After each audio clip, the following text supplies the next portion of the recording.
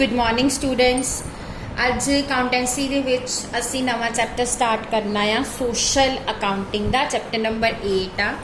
Students ये chapter तुहाडा second unit दा चैप्टर आ और ये टोटल थ्रैटिकल है। ये विच तुहानूं जिहड़ा हैगा थ्योरी दा क्वेश्चन पेपर दे विच आ सकदा आ। सो सोशल अकाउंटिंग दे विच सब तो पहला असी पढ़ांगे कि सोशल कॉस्ट बैनीफिट एनालिसिस किहनूं कहंदे आ। स्टूडेंट्स तुहानूं हुण पता ही होएगा कि एट प्रेजेंट जिन्नियां भी कंपनीज हैगियां आ वो सोशली रिस्पोंसिबल हो रही आ। ठीक है, जिन्हों असी एक टर्म हैगी आ कॉरपोरेट सोशल रिस्पोंसिबिलिटी।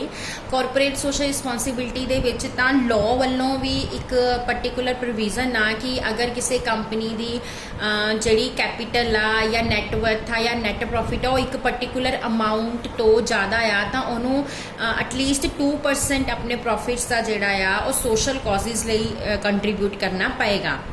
सो सोशल रिस्पोंसिबिलिटी टर्म दे नाल तां असी काफ़ी अवेयर हाँ। तो अज असी पढ़ना आ कि सोशल कॉस्ट बैनीफिट एनालिसिस की आ, मतलब जिहड़ी तुसी सोसाइटी दे लई काम कर रहे हो ओहदा किन्नी कॉस्ट पैंदी आ, ओहदे की बैनीफिट हुंदे आ, तो उहनूं एनालाइज करना आ।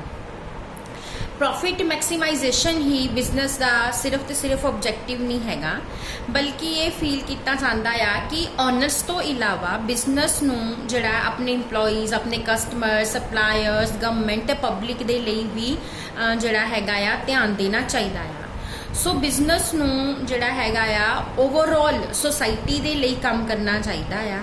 ठीक है, ईवन चाहे ਉਹਦੇ अपने परसनल बिजनेस के अपने परसनल प्रॉफिट्स से इफेक्ट हुंदा होवे, ਉਹਦੇ अपने प्रॉफिट्स घटदे होण, बट फिर भी ਉਹਨੂੰ ਜਿਹੜਾ हैगा सोसाइटी की हैल्प करनी चाहिए आ, क्योंकि बिजनेस की आ सोसाइटी का ही एक पार्ट आ।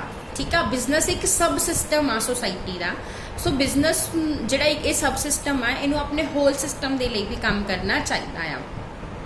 ठीक है, सो कोई भी बिजनेस जिहड़ा हैगा आ no business could be allowed to exist, उन्नी देर तक वो एग्जिस्ट नहीं कर सकता अगर वो बिजनेस जिहड़ा आ सोसाइटी दे लई नुकसानदेह होएगा। ठीक है, सो कहते जिन्नियां भी डिवेलपिंग कंट्रीज हैगियां आ उन्हां दे देखो रिसोर्सिस की हुंदे आ लिमिटेड हुंदे आ। सो ये कंट्रीज जिहड़ियां हैगियां अपने लिमिटेड रिसोर्सिस नूं डिफरेंट सैक्टर्स दे विच जिहड़ा अलोकेट करदियां आ। ठीक है, उन्होंने डिफरेंट सैक्टर्स दे विच डिफरेंट प्रोजैक्ट्स नूं अलोकेट किए जाते हैं। सो जदों भी ये देखा जाना है कि ये जिहड़ी प्रोजैक्ट दे विच इन्वेस्टमेंट आ करनी आ या नहीं करनी, मतलब कि ये रैशनल इन्वेस्टमेंट हैगी आ या नहीं हैगी। ठीक है, सो उस वेले इस गल का भी ध्यान रखना है कि ये प्रोजैक्ट जिहड़ा कीता जा रहा है कि इस ओवरऑल सोसाइटी दी डिवेलपमेंट दे विच रोल प्ले करेगा या नहीं करेगा। सो ਉਹਦੇ ਲਈ कॉस्ट बैनीफिट एनालिसिस किया जाता है। ठीक है, हुण असी वैसे तो असी नैक्सट ਉਹਦੇ ਵਿੱਚ पढ़ांगे नैक्सट समैसटर ਦੇ ਵਿੱਚ पढ़ांगे कैपिटल बजटिंग। कैपिटल बजटिंग ਦੇ ਵਿੱਚ ਤਾਂ ਅਸੀਂ फाइनैंशियल टैक्नीक्स सारियां डिस्कस करते हैं कि किसी पर्टिकुलर प्रोजैक्ट ਦੇ ਵਿੱਚ इन्वेस्ट करना चाहिए या नहीं। ਉਹਦੇ ਲਈ ਤਾਂ बस ਅਸੀਂ ਉਹਦੇ फाइनैंशियल पैरामीटर्स चैक करते हैं कि वो प्रॉफिटेबल आ या नहीं आ, कि ਸਾਨੂੰ ਉਹਦੇ ਤੇ रिटर्न आएगी या नहीं आएगी।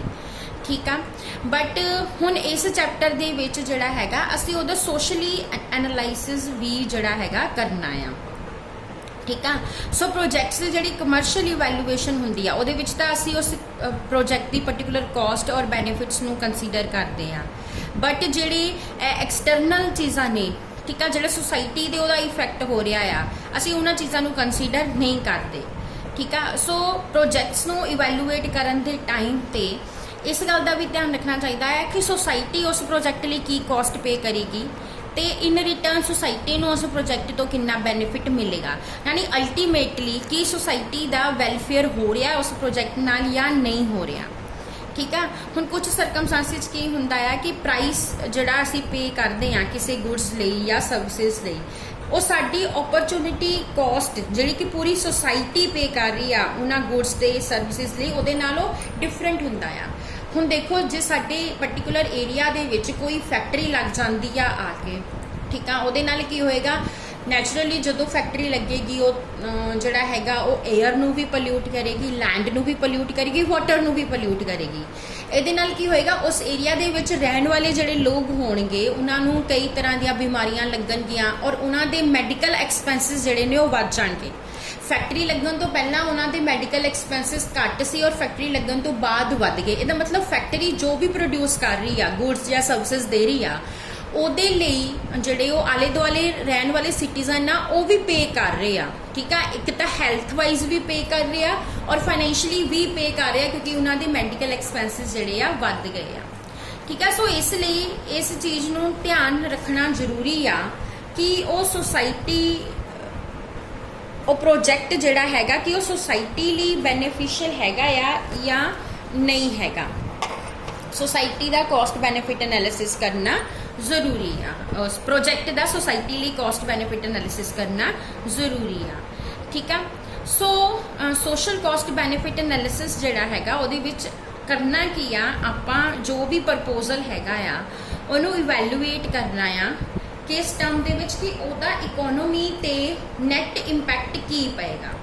ਠੀਕ ਆ, ਸੋ ਇਹ ਜਿਹੜਾ ਹੈਗਾ ਇਕਨੋਮਿਕਲ, ਸੋਸ਼ਲ, ਇਨਵਾਇਰਮੈਂਟਲ ਕਾਸਟ ਔਰ ਬੈਨੀਫਿਟਸ ਨੂੰ ਮੈਜ਼ਰ ਕਰੇਗਾ ਕਿ ਉਹ ਪ੍ਰੋਜੈਕਟ ਨੂੰ ਇੰਪਲੀਮੈਂਟ ਕਰਨ ਦੇ ਨਾਲ ਜੋ ਵੀ ਅਰਾਈਜ਼ ਹੋਣਗੇ।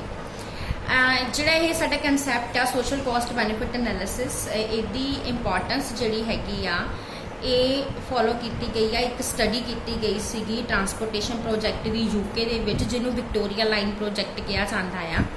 ਇਹਦੀ ਜਦੋਂ ਇਕਨੋਮਿਕ ਇਵੈਲੂਏਸ਼ਨ ਕੀਤੀ ਗਈ ਤਾਂ ਪ੍ਰੋਜੈਕਟ ਐਕਸੈਪਟੇਬਲ ਨਹੀਂ ਸੀ ਕਿਉਂਕਿ ਪ੍ਰੋਜੈਕਟ ਜਿਹੜਾ ਹੈਗਾ ਆ ਜਸਟ 6% ਇਨ ਰਿਟਰਨ ਦੇ ਰਿਹਾ ਸੀਗਾ। ਬਟ ਜਦੋਂ ਉਹਦੀਆਂ ਵਿੱਚ ਐਡਜਸਟਮੈਂਟ ਕੀਤੀਆਂ ਗਈਆਂ, ਸੋਸ਼ਲ ਔਰ ਸੋਸਾਇਟੀ ਨੂੰ ਜੋ ਬੈਨੀਫਿਟਸ ਮਿਲ ਰਹੇ ਸੀ, ਜੋ ਸਰਵਿਸਿਜ਼ ਉਹਨੇ ਸੋਸਾਇਟੀ ਨੂੰ ਦੇਣੀਆਂ ਸੀਗੀਆਂ, ਤਾਂ ਫਿਰ ਉਹੀ ਪ੍ਰੋਜੈਕਟ ਜਿਹੜਾ ਆ ਐਕਸੈਪਟ ਕਰ ਲਿਆ ਗਿਆ 8% ਕਾਸਟ ਤੇ। ਠੀਕ ਆ, ਸੋ ਇਹਦਾ ਮਤਲਬ ਇਹ ਆ ਕਿ society social cost benefit analysis ਜਿਹੜਾ ਹੈਗਾ ਆ ਉਹ ਸਿਰਫ ਪਬਲਿਕ ਲਈ ਹੀ ਯੂਜ਼ਫੁਲ ਨਹੀਂ ਹੈਗਾ ਬਲਕਿ ਉਸ ਪਰਟੀਕੁਲਰ ਇੰਡਸਟਰੀ ਲਈ ਵੀ ਯੂਜ਼ਫੁਲ ਆ ਜਿਹੜੀ ਉਸ ਪ੍ਰੋਜੈਕਟ ਦੇ ਵਿੱਚ ਪੈਸਾ ਲਗਾਉਣਾ ਚਾਹੁੰਦੀ ਆ। ਯਾਨੀ ਉਸ ਪ੍ਰੋਜੈਕਟ ਦੀ ਸੋਸ਼ਲ ਡਿਜ਼ਾਇਰੇਬਿਲਿਟੀ ਚੈੱਕ ਕਰਨੀ ਜ਼ਰੂਰੀ ਆ। ਹੁਣ ਨੈਕਸਟ ਆ ਇੰਡੀਕੇਟਰਸ। ਕਿਸੇ ਵੀ ਪ੍ਰੋਜੈਕਟ ਦੀ ਸੋਸ਼ਲ ਡਿਜ਼ਾਇਰੇਬਿਲਿਟੀ ਦੇ ਕੀ ਇੰਡੀਕੇਟਰਸ ਹੁੰਦੇ ਆ। ਸਭ ਤੋਂ ਪਹਿਲਾਂ ਹੈਗਾ ਇੰਪਲੋਇਮੈਂਟ ਪੋਟੈਂਸ਼ੀਅਲ। ਹੁਣ ਜਿਹੜੀਆਂ ਤਾਂ ਡਿਵੈਲਪਿੰਗ ਕੰਟਰੀਜ਼ ਆ ਜਿੱਦਾਂ ਇੰਡੀਆ ਆ, ਸਾਡੇ ਪਾਪੂਲੇਸ਼ਨ ਜਿਹੜੀ ਆ ਬਹੁਤ ਜ਼ਿਆਦਾ ਆ, ਲੇਬਰ ਬਹੁਤ ਜ਼ਿਆਦਾ ਸਰਪਲਸ ਆ, ਲੋਕ ਅਨਇੰਪਲੋਇਡ ਨੇ। ਸੋ ਇੱਥੇ ਤਾਂ ਸਭ ਤੋਂ ਪਹਿਲਾਂ ਇਹੀ ਚੈੱਕ ਕੀਤਾ ਜਾਊਗਾ ਕਿ ਕੀ ਉਹ ਪ੍ਰੋਜੈਕਟ ਜਿਹੜਾ ਆ ਉਹ ਇੰਪਲੋਇਮੈਂਟ ਨੂੰ ਇਨਕਰੀਜ਼ ਕਰੇਗਾ, ਯਾਨੀ ਕਿ ਉਹਦੀ ਇੰਪਲੋਇਮੈਂਟ ਪੋਟੈਂਸ਼ੀਅਲਿਟੀ ਜਿਹੜੀ ਉਹ ਚੈੱਕ ਕੀਤੀ ਜਾਏਗੀ। ਠੀਕ ਆ, ਜਦੋਂ ਵੀ ਅਸੀਂ ਉਹਦੀ ਸੋਸ਼ਲ ਡਿਜ਼ਾਇਰੇਬਿਲਿਟੀ ਨੂੰ ਡਿਟਰਮਿਨ ਕਰਨਾ ਆ। ਜੇ ਤਾਂ ਪ੍ਰੋਜੈਕਟ ਲੇਬਰ ਇੰਟੈਂਸਿਵ ਆ, ਇਹਦਾ ਮਤਲਬ ਉੱਥੇ ਜ਼ਿਆਦਾ ਲੋਕਾਂ ਨੂੰ ਜੌਬ ਮਿਲੇਗੀ, ਫਿਰ ਉਹ ਪ੍ਰੈਫਰ ਕੀਤਾ ਜਾਏਗਾ।